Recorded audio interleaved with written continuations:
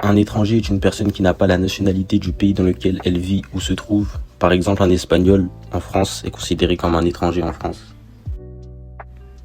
Le débat sur le droit de vote des résidents étrangers touche au cœur même de ce qui définit une démocratie, qui fait partie de la communauté politique. À travers cette série d'illustrations, nous pouvons retracer l'histoire, les épreuves et le quotidien de ces personnes pour tenter de répondre à cette question fondamentale. Tout commence souvent par une rupture, qu'il s'agisse d'un conflit symbolisé par la menace d'une bombe ou d'une crise économique.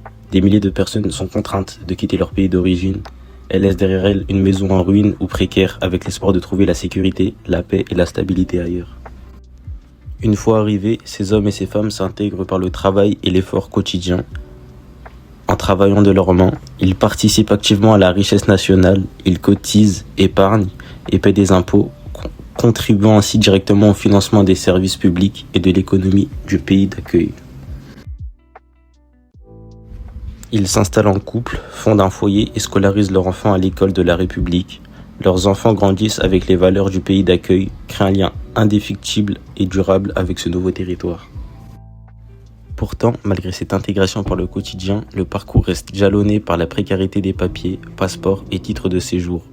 Ces démarches administratives constantes et le contrôle rappellent sans cesse à l'étranger son statut juridique de non-citoyen. On peut conserver un attachement à son pays d'origine tout en étant profondément loyal, intégré et dévoué à son pays d'adoption. Le vote, un acte simple en apparence, représente le symbole ultime de la citoyenneté, de l'expression démocratique et de l'égalité. L'intégration économique, sociale et familiale, le travail, l'école, les impôts, doit-elle mener logiquement et légitimement à ces gestes citoyens ? C'est ici que les deux visions s'affrontent.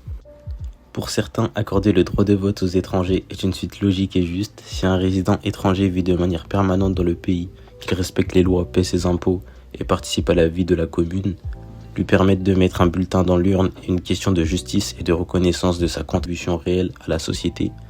Ça permet aussi de renforcer la cohésion sociale, permettre l'accès au vote, évite d'exclure une partie de la population de la vie démocratique et renforce le sentiment d'appartenance au pays d'accueil. Mais pour certaines personnes, le droit de vote ne doit pas être accordé aux étrangers, ça doit rester un privilège exclusif du citoyen. Le droit de vote ne doit pas précéder la nationalité, mais en être le couronnement. L'étranger doit d'abord passer par le processus de naturalisation pour obtenir le passeport et le droit de vote en même temps. Certains redoutent qu'accorder le droit de vote sans la nationalité n'affaiblisse la valeur politique de la citoyenneté et du contrat républicain.